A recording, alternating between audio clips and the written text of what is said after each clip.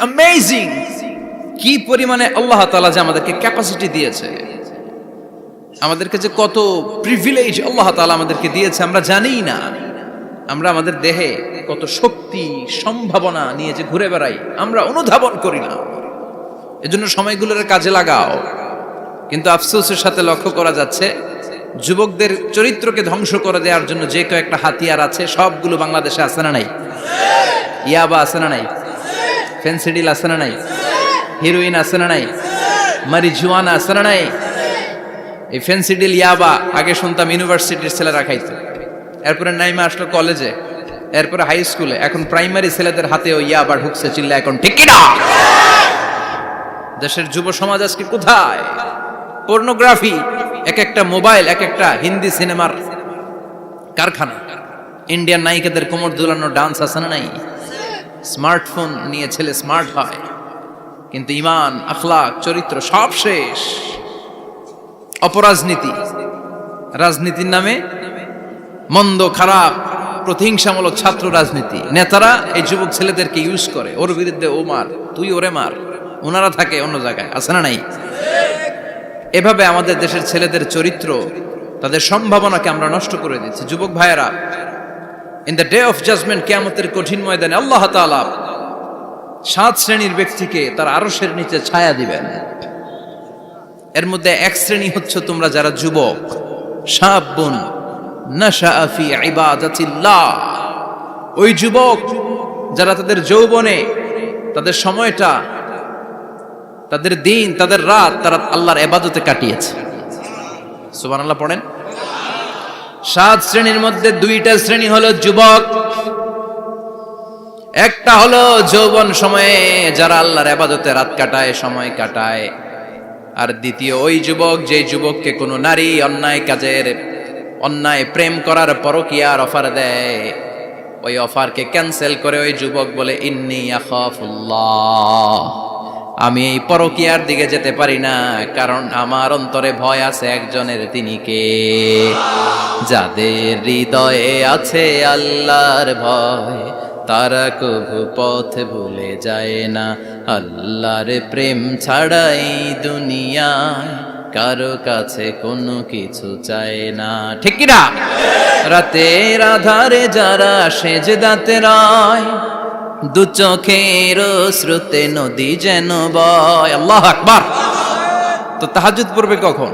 ফজরই তো পড়তে পারে না, আছে না নাই? রাতের আধারে যারা সেজদাতে রয়, দু চোখের শ্রুতে নদী যেন বয়। ছলনার হাতছানি যতই ডাকুক পেছনে ফিরেও সে তাকায় না। যাদের হৃদয়ে আছে আল্লাহর ভয় তারা কবু পথ ভুলে যায় না। আল্লাহর প্রেম ছাড়াই দুনিয়ায় কারো কাছে কোনো কিছু চায় না। চিল্লায় বলেন ঠিক কিনা? তার মানে প্রথম হচ্ছে এক যুবক, যেই যুবক তার যৌবন কালের সময়টা আল্লাহর ইবাদতে কাটায়। দ্বিতীয় হলো এমন যুবক পরকীয়ার অফার পেয়ে সে বলে আমি ভয় পাই একজনকে, তিনি কে? এজন্য যুবক, তোমার অন্তর আল্লাহর ভয় থাকতে হবে, তোমার সময়টা এমনি কাটানো যাবে না, ইবাদতে কাটাতে হবে, ঠিক কিনা? এজন্য আমরা নামাজের পরে বলি রাদিতু বিল্লাহি রাব্বা, আল্লাহকে রব হিসেবে পেয়ে আমরা খুশি। তারপরে বলি অবিল ইসলামি দীনা, ইসলামকেও দিন হিসেবে পেয়ে আমরা খুশি না বেজার? কথা কন, খুশি না? আপনি খুশি হইলে আপনার লাভ, খুশি না হইলে আপনার লস। ইসলামের বিজয়কে সমুন্নত করবে কে? ইসলামের পতাকা পথ পথ করে হোয়াইট হাউসের উপরেও একদিন ঝুলবে। চিল্লায় বলেন ঠিক কিনা? আল্লাহ বলেন খবরদার, ফু দিয়ে ইসলামের বাতি তোরা নিভাতে পারবি না। ইউরিদুনা লিউতফিউ নূরাল্লাহি বিআফওয়াহিহিম ওয়াল্লাহু মুতিম্মু নূরিহি ওয়ালাউ কারিহাল কাফিরুন। ইসলাম বিরোধীরা চায় মুখের ফুৎকারে ইসলামের বাতিকে নিভিয়ে দিতে। আল্লাহ বলে খবরদার, ষড়যন্ত্র করে লাভ নাই, ইসলামের বিজয় আমি নিশ্চিত করে দেব।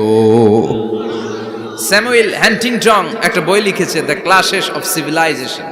ওই বইতে তিনি বলেছেন এই যে সভ্যতার সংঘাত, এত সভ্যতা, চায়না সভ্যতা, আর্য সভ্যতা, বৈদিক সভ্যতা, সিন্ধু সভ্যতা, মহেঞ্জোদারো সভ্যতা, ইরাকীয় সভ্যতা, মিশরীয় সভ্যতা, একটার পর একটা সভ্যতা পৃথিবীতে এসেছে, একটার পর একটা সুপার পাওয়ার।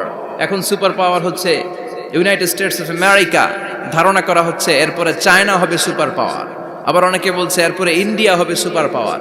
এভাবে একটার পর একটা সুপার পাওয়ার যাওয়ার পরে সর্বশেষ যে সুপার পাওয়ারটা পৃথিবীর বুকে মাথা উঁচু করে দাঁড়িয়ে থাকবে সেটার নাম হচ্ছে ইসলাম।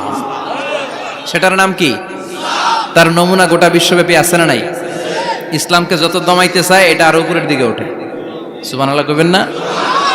ইসলামের বৈশিষ্ট্য হচ্ছে চারা বীজের মতো। চারা বীজ তো আপনারা চিনবেন, নিমসারের মানুষ। বীজ, ইসলাম হচ্ছে বীজের মতো। ইসলামের শত্রুরা ইসলামকে মাটিতে গেড়ে দিতে চায়, কিন্তু ইসলাম হচ্ছে বীজের মতো, চারা বীজ। চারা বীজ মাটিতে গেড়ে দিলে কি হয়? কথা কন, আর গজিয়ে ওঠে, মাটি ফেড়ে উপরের দিকে উঠে চিৎকার করে বলেন ঠিক কি না? ইসলাম হচ্ছে টিউবের মতো। টিউব, পুকুরে যারা নতুন সাঁতার কাটতে যায় ডুবে যাতে মারা না যায়, টিউব নিয়ে সাগরের মধ্যে নামে। এই টিউবকে যত আপনি পানির নিচে ডুবাতে চাইবেন, টিউব আর উপরের দিকে ভেসে ভেসে ওঠে। সুবহানাল্লাহ পড়েন। ইসলামরে তো ওরা চিনে নাই। ইসলাম হচ্ছে চারা বীজের মতো, ইসলাম হচ্ছে টায়ারে টিউবের মতো। এটারে যতই নিচের দিকে নামাইতে যায়, এটার বৈশিষ্ট্য হচ্ছে এটার ধাক্কা মারলে এটার উপরের দিকে ওঠে। সুবহানাল্লাহ কইবেন না? গোটা বিশ্বব্যাপী আজকে ইসলামের গণজোয়ার, হাজার হাজার লোক কালিমা পড়ে মুসলমান হচ্ছে। গত কিছুদিন আগে আফ্রিকাতে এক লোক এক গ্রামের কয়েক হাজার মানুষকে এক ময়দানে দাঁড় করিয়ে একসাথে শাহাদাতের বাণী পাঠ করিয়ে মুসলমান বানায় ফেলছে।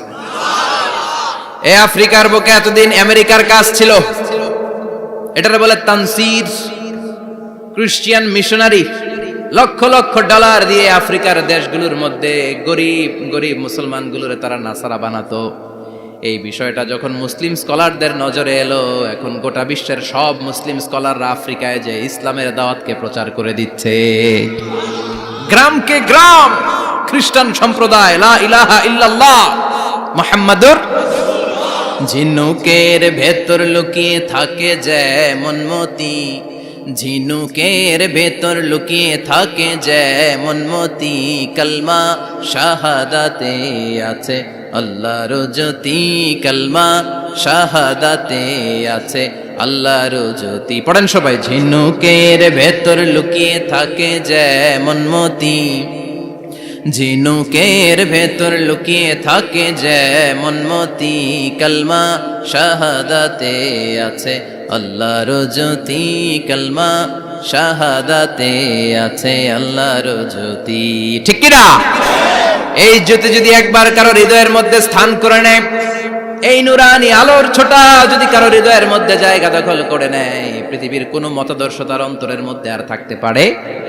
গ্রামকে গ্রাম আফ্রিকাতে এখন কালিমা পড়ে পড়ে মানুষ মুসলমান হয়ে যাচ্ছে। সুবহানাল্লাহ পড়েন। একদিন আমেরিকার হোয়াইট হাউসের উপরেও কালিমার লা ইলাহা ইল্লাল্লাহর পতাকা পতপত করে উড়বে। চিল্লায় বলেন ঠিক কি না? এজন্য আমরা বলি ওয়াবিল ইসলামি দীনা, ইসলামকে ধর্ম হিসেবে পেয়ে আমরা খুশি না বেজার?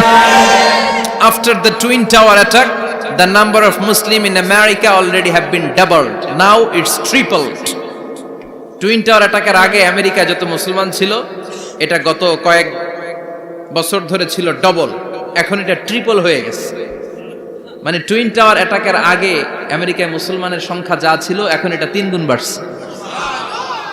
ইউরোপ, আমেরিকাতে মসজিদের সংখ্যা বাড়ছে, দাওয়াতি কাজের সংখ্যা বাড়ছে। এমনকি হার্ভার্ড ইউনিভার্সিটিতে, অক্সফোর্ডে, ক্যামব্রিজের ভেতরে, MIT, Massachusetts institute of technology, সায়েন্সে যারা পড়ে এদের স্বপ্ন এমআইটির ভিতরে ইসলাম ঢুকে গেছে। এজন্য ইসলামের আলোকে কেউ নিভিয়ে দিতে পারবে? ইসলামের গতিকে কেউ থামিয়ে দিতে পারবে? এটা অসম্ভব। এজন্য ইসলামের বিজয় সুনিশ্চিত। আমরা যারা লেগে থাকতে পারবো, আমাদের কপালকে উজালা করে দিবে কে? আর বিরোধিতা যারা করব তাদের সব শেষ, দুনিয়াও শেষ, আখিরাতও আমও শেষ, সালাও। এজন্য আমরা বলি রাদিতু বিল্লাহি রাব্বা, আল্লাহ তোমার রব হিসেবে পেয়ে আমরা বড্ড খুশি। ওয়াবিল ইসলামি দীনা, ইসলামকে ধর্ম হিসেবে পেয়ে আমরা খুশি। ওয়াবি মুহাম্মাদিন রাসূলা, বিশ্ব নবীকে রাসূল হিসেবে পেয়েও আমরা খুশি না বেজার? এমন রাসূল, গোটা বিশ্বের শ্রেষ্ঠতম রাসূল, শ্রেষ্ঠতম ব্যক্তিত্ব, যার কাছ থেকে পজিটিভ কোনো জিনিস ছাড়া নেগেটিভ কোনো জিনিস প্রকাশিত হয় নাই, সব ইতিবাচক। Always come back positive, not go back negative. সব সময় পজিটিভ বলতেন, পজিটিভ ভাবতেন, পজিটিভ কাজ করতেন। কোন নেগেটিভ নেতিবাচক কোনো কিছু বিশ্বনবীর জীবনে খুঁজে পাওয়া যায়? চিল্লায় বলেন, খুঁজে পাওয়া যায়? As a father, as a husband, as a commander, as a lawyer, as a reformer of the society, Muhammad is the superman of the world. গোটা বিশ্ব এখন তাকে সুপারম্যান ভাবতেছে, boss, boss of the all bosses. পৃথিবীতে যত বস এসেছে সব বসের সবচেয়ে বড় বস হচ্ছে বিশ্বনবী মুহাম্মদ সাল্লাল্লাহু